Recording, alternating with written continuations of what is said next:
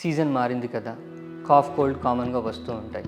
అలాగని ప్రతి కాఫ్ ఈజీగా తీసుకోవద్దు. ఇలాంటి దగ్గైనా 3 రోజుల కన్నా ఎక్కువ ఉన్నా, 2 వీక్స్ ప్రొలాంగ్ అవుతున్నా, ఫ్లేమ్ కలర్ చేంజ్ అయినా it could be something serious. ఈ కాఫ్ అనేది చాలా డిసీజెస్లో ఒక సిమ్టమ్. స్పెషల్గా మనకు టీబీలో కానీ, ఆస్మాస్లో కానీ, యాసిడ్ రిఫ్లెక్స్లో కానీ, పొల్యూషన్ ఇండ్యూస్డ్ బ్రాంకైటిస్లో మనం అబ్జర్వ్ చేస్తూ ఉంటాం.